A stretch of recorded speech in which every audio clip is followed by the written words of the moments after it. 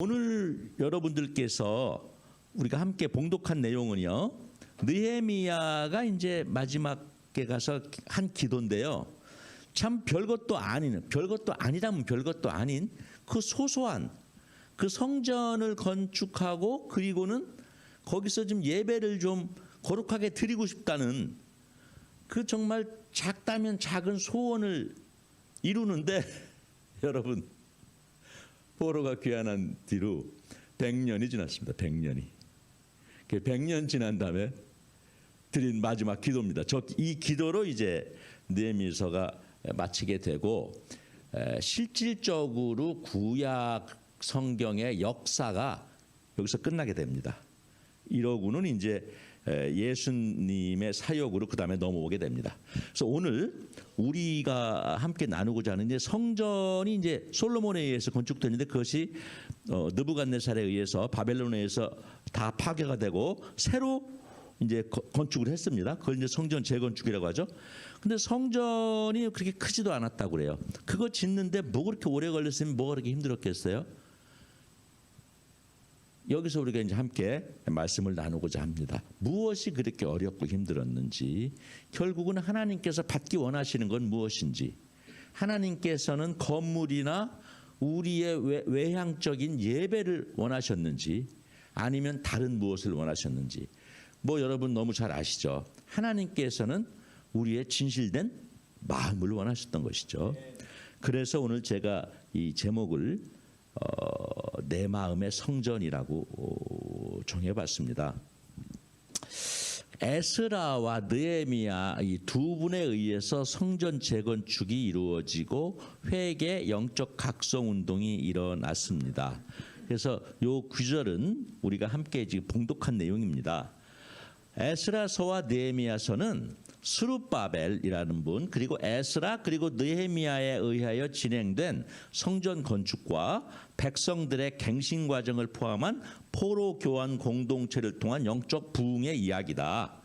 과연 그들에게 성전이란 무슨 의미가 있었으며 그 과정 가운데 무슨 에피소드들이 있었을까요? 그것으로부터 우리가 무엇을 배워야 할까요? 그것이 이제 오늘 함께 나누고자 하는 내용입니다.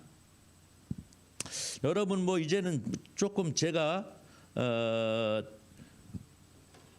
몇 차례에 걸쳐서 소개를 했는데 이제 좀 지겹다 싶을 정도로 바벨론 뉴스를 4차례인가 5차례를 아마 연달아 하게 되는 것 같습니다. 원래 그 중요한 내용은요, 저도 교육자였지만 중요한 내용은 학기 초부터 학기 말까지 합니다. 매 시간 들어와서 첫 5분 동안에 중요한 거는 처음부터 끝까지 하게 됩니다.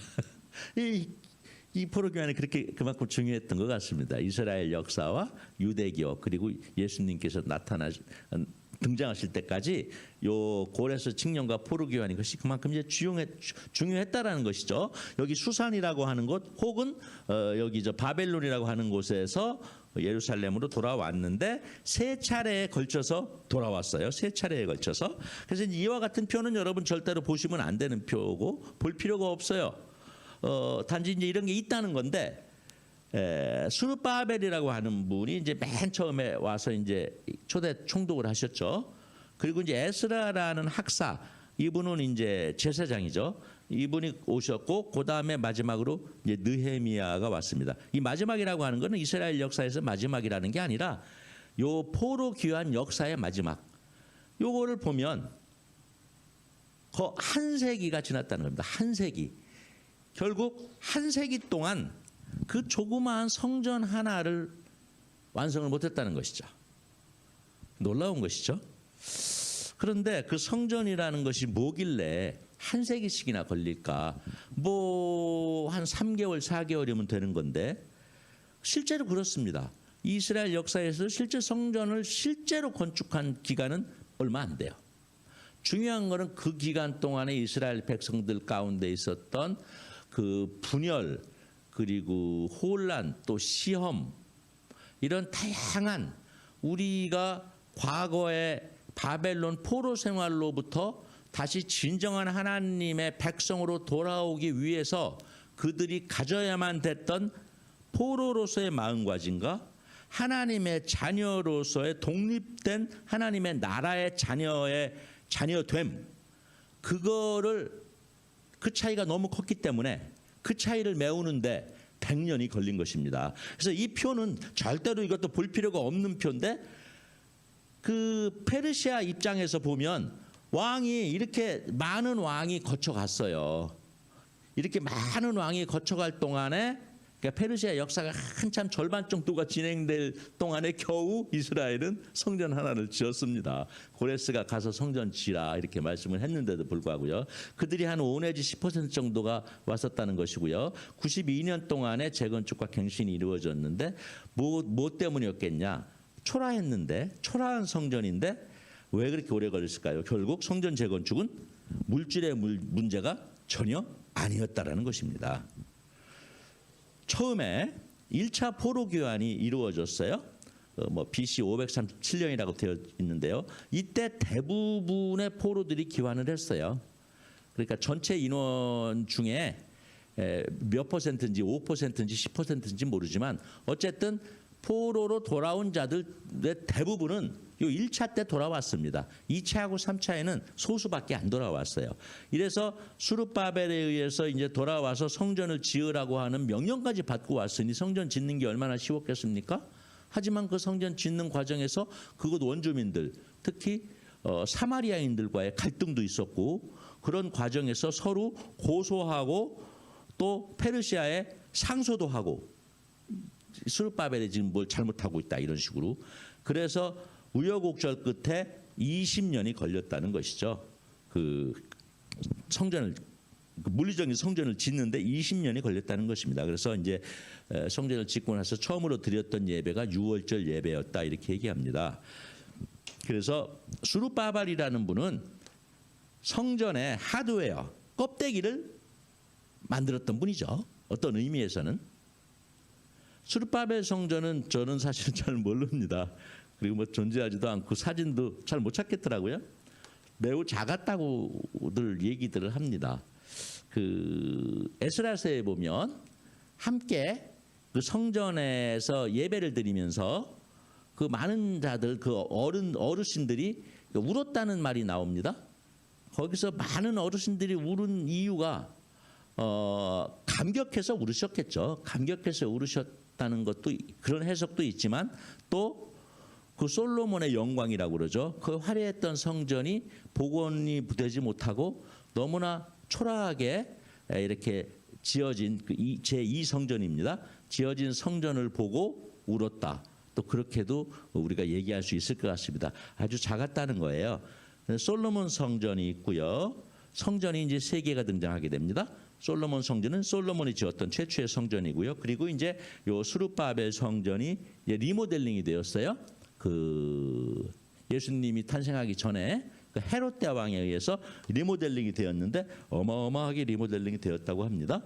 그래서 여기 보면은 이제 축구장이 있다면 솔로몬 성전은 축구장 크기보다 조금 작은 정도인데, 그 헤롯 성전은 축구장 면적이 이걸로만 보면 한 3배 정도가 되는 것 같습니다.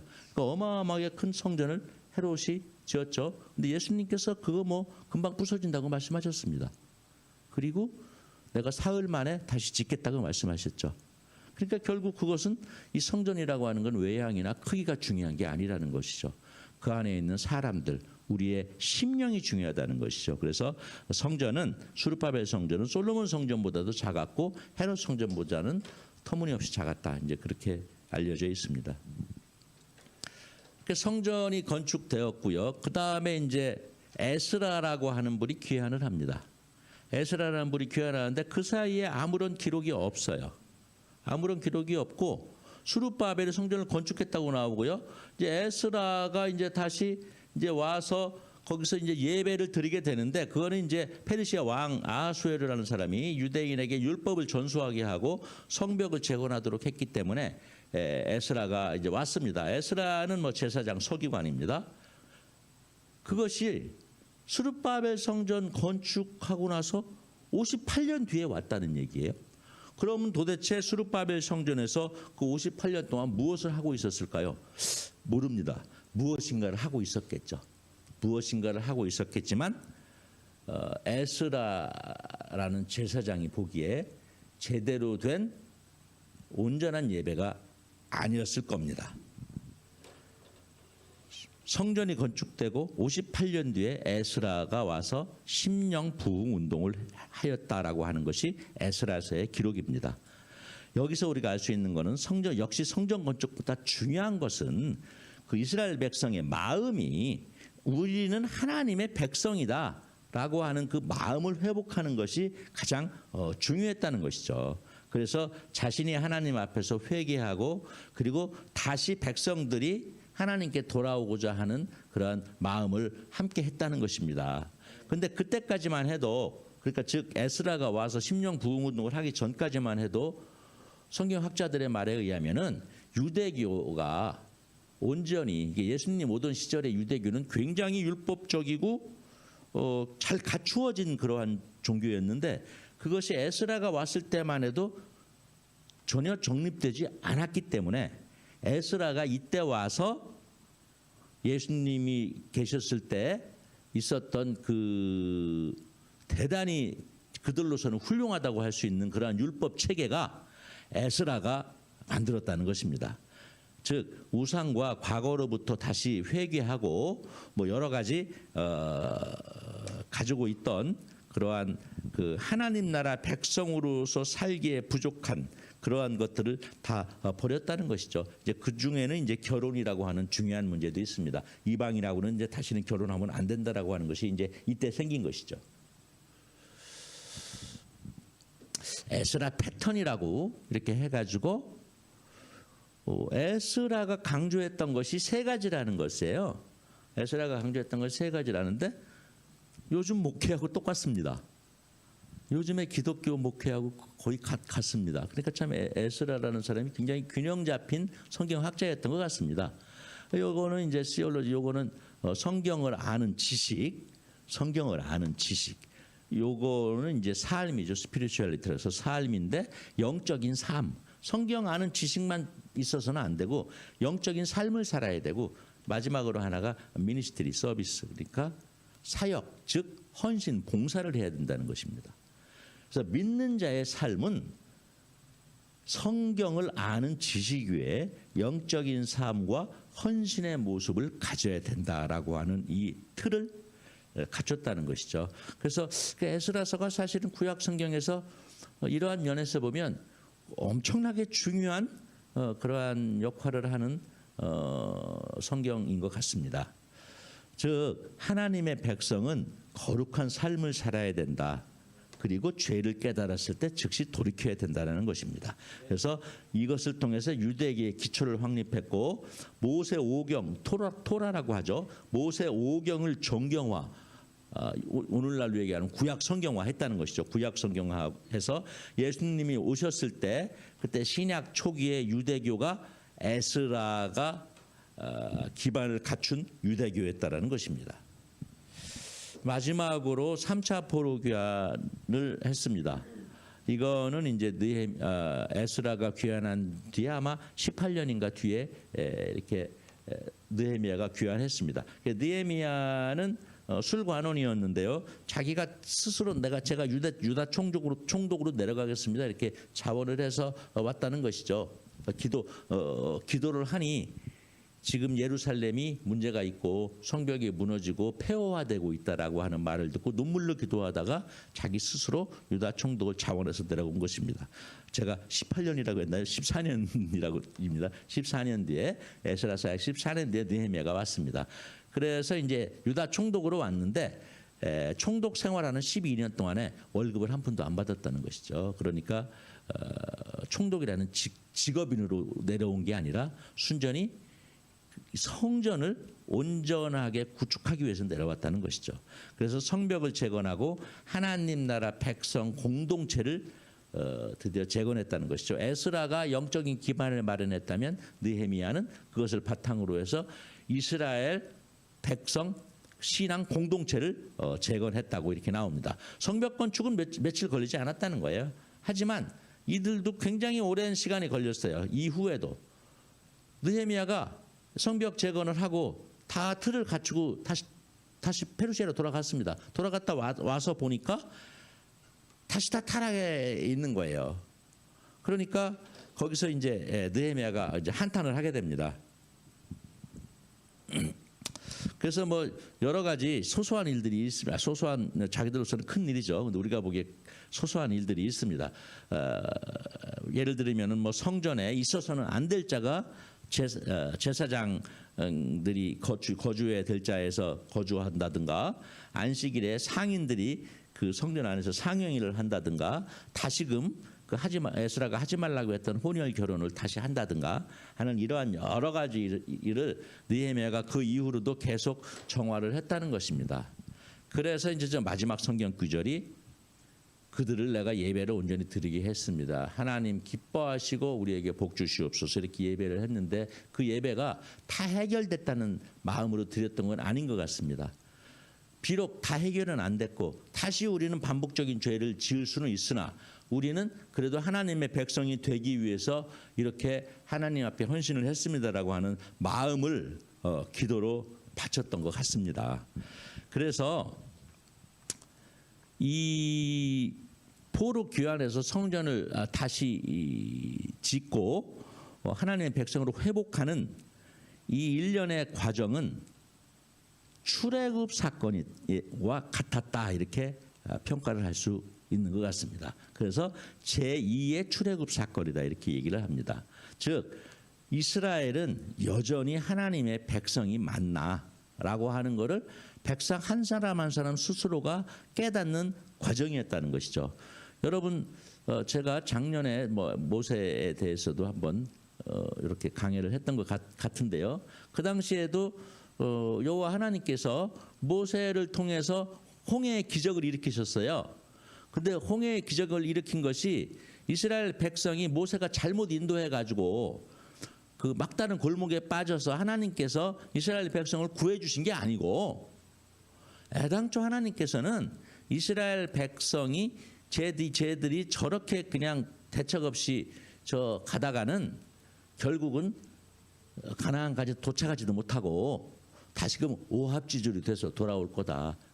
그래서 그들의 마음이 먼저 하나님은 최고이시고 하나님은 모든 걸 할 수가 있고 그 바로는 아무것도 아니고 우리가 그동안 400년 동안 바로의 지배하에서 마치 바로를 신처럼 생각했던 그 신을 과감하게 버려라 라고 하는 뜻에서 홍해의 기적을 일으켰다 이런 말씀을 드렸습니다.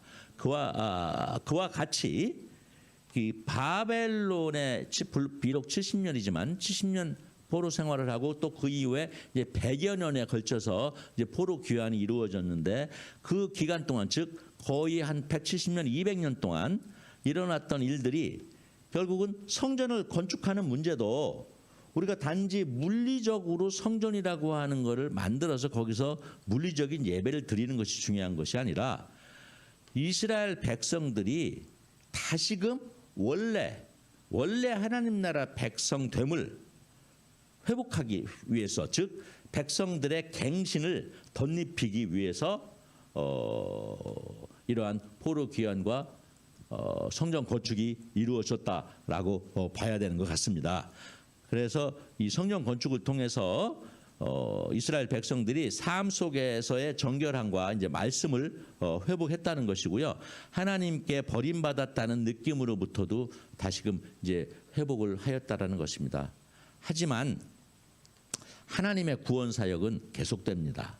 그 이유는 하나님의 은혜는 변함이 없기 때문이기도 하지만 또 우리 인간은 다시금 전처럼 반복되는 죄를 지음과 그리고 죄로부터 회개하고 성화하는 과정을 계속 반복해야 되는 그러한 존재라고 하는 것을 우리 믿음을 가진 자들은 다 우리가 깨닫고 있지 않습니까? 그래서 우리가 하나님 앞에서 늘 겸손하게 무릎 꿇어야 되는 이유죠. 우리는 늘 하나님 안에서 산다고 생각은 하지만 어느 순간 보면 우리는 하나님의 품으로부터 멀어져 있는 자신을 발견하곤 합니다.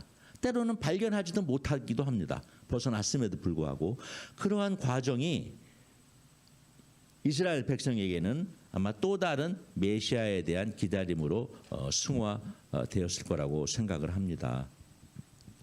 그러면 오늘의 주제는 내 마음의 성전인데요. 결국은 우리가 내 마음의 성전을 온전하게 갖는다는 것이 그렇게 어렵고 불가능한 것이냐는 거죠. 근데 내 마음의 성전을 온전하게 갖추기가 어려운 이유가 우리의 반복되는 타락과 부패인 것입니다. 우리 한 사람 한 사람일 수도 있고 더 큰 단위의 교회나 그런 가장 위대한 종교 지도자일 수도 있습니다. 칼빈이 종교 개혁자죠. 뭐 칼빈이라고도 발음하고 칼뱅이라고도 하죠. 종교 개혁자가 개혁자답게 교회는 날마다 개혁되어야 한다 이런 말씀을 했다는 것이죠. 그런데 우리는 왜 날마다 개혁해야 되냐 말이죠. 2020년에 크리스천 라이프 중에서 한 귀절을 따왔어요. 마틴 루터가 16세기에 종교개혁을 했습니다. 마틴 루터의 종교개혁은 기독교의 교리적 개혁이었을 뿐 그리스도인들의 삶을 개혁하는 데는 미치지 못했다는 지적입니다. 교리적인 개혁인 오직 은총, 오직 믿음, 오직 성서는 오직 권력, 오직 물질, 오직 명예로 바뀌었다는 비아냥을 들을 지경이 되었습니다. 과장이죠. 이건 과장입니다. 과장입니다만 우리가 버릴 수는 없는 그러한 말씀입니다. 그런 것 같습니다. 마틴 루터의 개혁은 교리의 개혁이었어요. 즉 교역자들이 다시금 온전히 하나님 앞에서 서는 그러한 개혁이었던 것 같습니다. 그것을 통해서 한 사람 한 사람의 성도가 마틴 루터의 종교개혁 말씀에 입각해서 인생을 살지는 못했던 것 같아요. 그건 우리가 고백해야 되는 것 같습니다. 왜냐하면 우리는 주의 종들, 종교 지도자들한테 전폭적으로 의지를 합니다. 나 스스로가 성전이고 나 스스로가 교회라는 생각보다는 내가 교회에 순종하고 목사님 말씀에 순종하고 그 교리에 순종해야 된다라고 하는 다소 수동적인 형태의 그러한 갱신밖에는 이루어지지 않았다 이렇게 말씀들을 하는 것 같습니다. 성전 재건축은 물론 이때 성전 재건축이 됐습니다. 하지만 나는 신약 성경에 나오는 요한복음의 예수님의 성전 정화 사건도 결국은 성전 재건축이라고 생각을 합니다. 왜냐하면 성전 재건축은 물리적인 재건축이기보다는 우리 마음의 재건축이 더 중요하기 때문입니다. 즉 건물에서 심령 속으로 우리 마음이 전환될 것을 요구하신 것이 예수님의 거룩한 분노입니다. 내 집은 만민이 기도하는 집이거늘 너희들은 어찌하여 이곳을 강도의 소굴로 만들었느냐. 예수님께서 강도의 소굴로 만들었다고 했어요. 그리고 성전에서 그들이 물건을 팔고 교환을 했어요. 하지만 제가 짐작컨대 그들은 아마 성전 안에 있는 율법의 테두리 안에서 그거를 했을 거라고 생각이 듭니다. 그러니까 외향적인 율법, 자신의 마음이 온전한 성전이 됨이라는 걸 인정하지 못하고 율법의 글귀만 가지고 하게 되면은 이러한 자신들은 율법을 지켰다고 생각을 했겠으나 예수님이 보시기에는 강도의 소굴을 맞는 것입니다. 즉 성전으로서의 우리 몸은 하나님께서 우리의 마음을 원하시는데 그 가장 중요한 우리 마음을 드리는 것을 잊어버리고 외향과 율법만 따를 경우에 우리가 얻어지게 되는 그러한 어려움인 것 같습니다. 그래서 제가 여기서 마치 율법이라고 하는 것을 뭐 소홀히 여기고 안 중요하다 이렇게 말씀드리는 것 같은데요. 그것은 아닙니다. 율법이 무엇이며 우리가 율법을 어떻게 이해하고 받아들여야 되냐 하는 문제인 것 같습니다. 바리새인들을 과격한 용어를 썼습니다. 율법이 만든 종교적 괴물 바리새인. 그들로서는 좀 어이가 없는 말일 수 있습니다. 우리가 뭘 잘못했다고? 그런데요, 성경 뭐 많은 것이 나옵니다만 뭐 예를 들어서 마가복음 3장 2절에서 6절을 보시면요. 예수께서 다시 회당에 들어가시니 한쪽 손 마른 사람이 거기 있는지라. 사람들이 예수를 고발하려 하여 안식일에 그 사람을 고치시는가 주시하고 있거늘 그 사람에게 이르시되 내 손을 내밀라 하시니 내밀매 그 손이 회복되었더라. 바리새인들이 나가서 곧 헤롯 당과 함께 어떻게 하여 예수를 죽일까 의논하더라. 그 거룩한 바리새인들이 하나님의 나라, 우리가 즐겁고 거룩하게 지켜야 될 안식일에 사람 죽일 것을 도모를 한 겁니다. 사람 죽일 것을, 사람 살릴 것을 도모해도 부족한데, 바리새인들은, 예수님은 하나님의 긍휼한 마음으로 안식일에 병든 자를 고쳐주셨어요. 그런데 바리새인들은 그 거룩한 안식일에 사람 죽일 궁리를 했어요. 율법을 지키지 않는 것이 우리가 물론 잘못이죠. 율법을 지키지 않으면 안 되죠. 하지만 율법을 지키는 것보다 더 큰 타락은 우리가 율법의 노예가 되는 것이다. 이것이 율법주의의 종말이다. 율법의 행위로서는 의롭다함을 얻을 육체가 없느니라. 이 갈라디아서에서 우리 사도 바울이 또 이제 말씀을 하셨죠.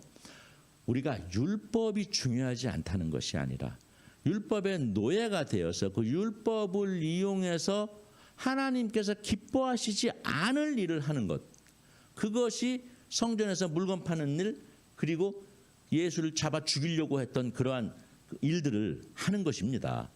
그래서 우리가 율법을 지킨다는 것은, 하나님이 원하시는 율법을 지키는 것은 우리 마음속의 성전을 하나님께서 원하시는 대로 가꾸는 것이다. 이렇게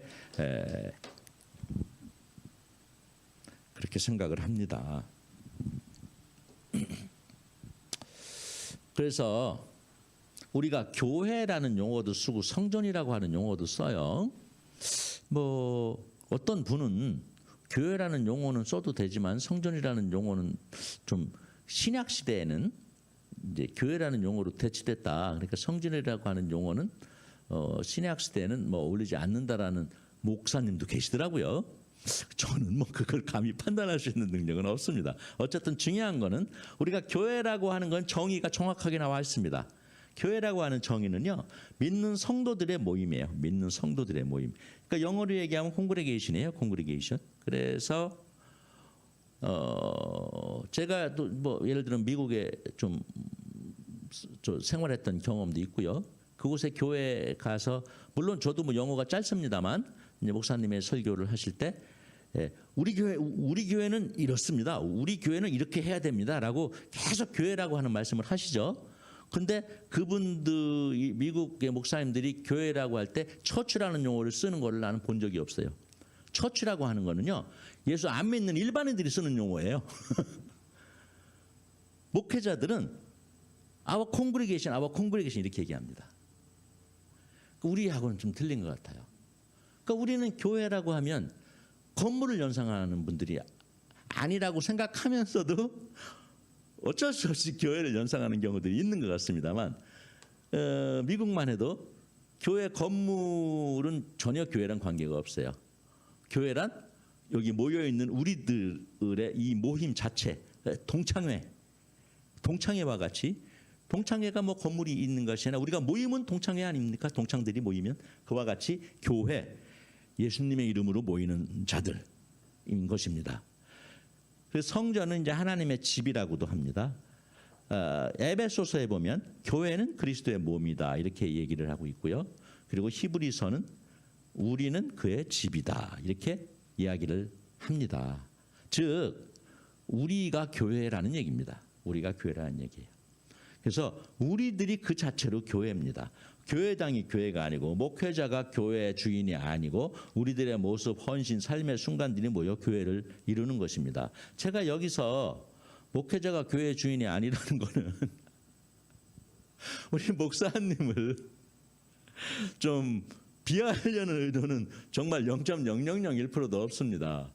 우리가 다 같이 주인의식을 가지고 교회 주인으로서 교회를 섬기자라고 하는 뜻으로 하는 순수한 충정임을 오해하지 말아주시길 간곡히 부탁을 드립니다. 그래서 예수님께서 요한복음 2장 19절에 보면 너희들이 성전을 헐라, 그 예루살렘 성전을 헐라, 내가 사흘 동안 일으키래, 이렇게 말씀하셨어요. 그랬더니 뭐 거기 모인 자들이 수군수군했습니다. 저자가 도대체 누구길래 이 거룩한 성전을 하루아침에 헐며 지가 사흘 만에 이걸 다시 복구한단 말이냐 이래가지고 도저히 뭐 이해할 수 없다라는 얘기를 하셨는데, 예수님께서는 너무나 당연하게 이렇게 말씀을 하셨던 거예요. 우리가 이해를 못했던 거죠. 요새 와서 우리가 이제 이해할 수 있는 거죠. 왜냐하면 성전은 이 물리적인 성전이 아니라 내 마음의 성전이라는 것인, 그것이 예수님의 가르침이시기 때문입니다. 그러면 우리가 이제 교회는 날마다 개혁해야 된다, 교회는 날마다 변화해야 된다라고 하는 것이 뭐 교회의 뭐 예배의 모양을 바꾸거나 뭐 데코레이션을 하거나 리모델링을 하거나 뭐 그것을 의미하지 않는다는 것은 여러분 잘 아십니다. 우리가 교회를 개혁한다는 것은 우리가 율법이라고 하는 거, 요 에스라서와 느헤미야서에서 그 두 분이 이스라엘 백성들이 하나님의 백성됨을 회복하기 위해서 100년에 걸쳐서 했던 그 노력들의 산물이 율법입니다. 그런데 그 율법이 세월이 지나가면서 예수님 시대에 와가지고 그 율법의 귀한 마음, 즉 하나님의 말씀을 내 마음으로 지키라, 이렇게 하는, 하나님의 말씀을 진정으로 지켜라라고 하는 그 에스라 학사의 그 말씀이 율법인데, 그것이 세월이 경과하면서 그냥 문자화되면서 그냥 그 문자만 지키고 내 마음은 거기로부터 떠나 있는 그러한 일들이 예수님 시대에 이제 벌어졌던 것이죠. 이제 그런 말을 하죠. 무슨 그 베르나르라고 하는 그 베스트셀러 작가가 있죠. 그 작가가 이제 여러분들 잘 아시는 말씀, 그 노인 한 분이 사라지는 것은 도서관 하나가 불타 없어지는 것과 같다, 이러한 얘기를 합니다. 물론 이제 노인이 그만큼 지혜가 있다라고 하는 뜻도 됩니다만, 제가 여기서 지금 드리고 싶은 말씀은 그 노인이 가지고 있는 것은 지식적인 측면에서 젊은이들보다 그들의 지식은 뭐 무시해도 될 정도로 낡아빠진 지식입니다. 필요가 없는 지식입니다. 하지만 뭐라고 얘기할 수 없는 그들의 삶 가운데에서 그들이 얻은 모든 것들, 우리가 그것을 지혜라고 하지 않습니까? 지혜. 그와 같은 지혜가 우리에게 필요하다고 생각을 합니다. 그래서 그와 같은 지혜를 가지고 우리가 율법을, 하나님의 말씀, 특히 구약 성경을 우리가 대해야 되지 않을까 싶습니다. 지식적인 측면에서 대하면 그거로부터 우리가 무슨 은혜를 받을지, 혹은 그거로 인해서 우리가 당시의 바리새인들과 같이 율법 안에서의 그런 괴물들이 될지 모르는 거 아니겠습니까? 즉 우리는 하나님을 아는 그 지식이 10년, 20년, 50년, 60년 됨으로 말미암아 하나님께서는 진정으로 우리의 마음 하나를 받기를 원하시는구나, 그거를 가슴 깊이 깨닫고 그 지혜를 가지고 말씀을 대하는 우리들이 되기를 원합니다. 그래서 우리가 땅밟기를 한다고 하지 않습니까? 땅밟기는 저도 뭐 부산에 있을 때도 많이 했습니다.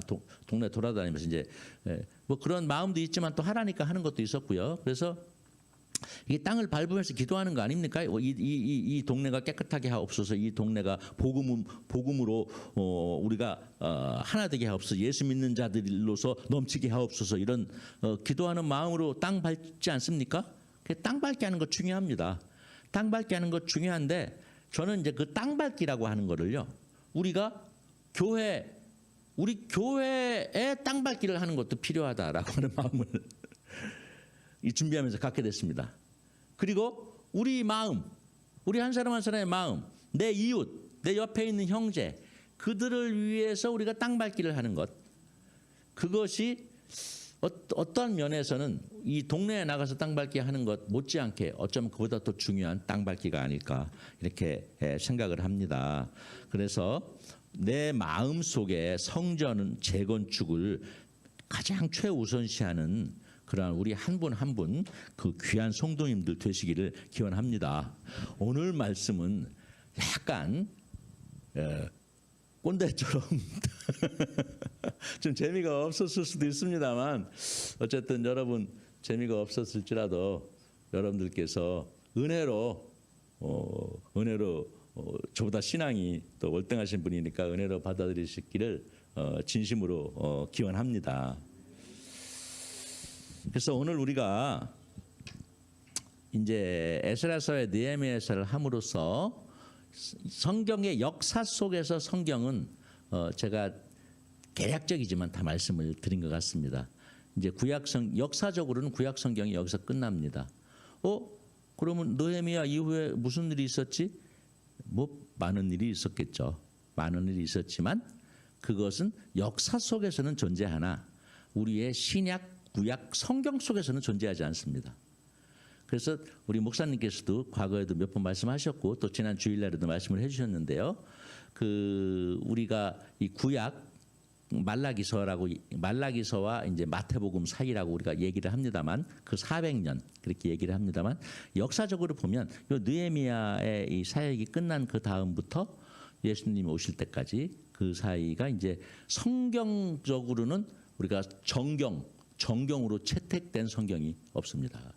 그래서 그 신약과 구약 사이를 제가 다음에 이제 한번 말씀을 드리고 그리고 이제 8월 말 마지막으로 과연 신약 시대라고 하는 것은 무엇인가 제가 모르지만 구약을 바탕으로 구약을 바탕으로 신약 세대가 과연 열렸다는 것, 예수 그리스도가 우리에게 오셨다는 것이 과연 무슨 의미인가? 구약의 입장에서 그것을 말씀드림으로 이제 2번이 남은 것 같습니다.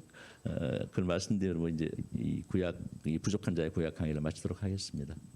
여러분 감사합니다. 오늘 말씀의 주제는 믿음을 갖는다는 것은 우리가 하나님의 백성됨을 회복하기다. 이렇게 말씀을 드리겠습니다. 빌립보서 4장 13절 말씀, 내게 능력 주시는 자 안에서 내가 모든 것을 할 수 있느니라. 아멘.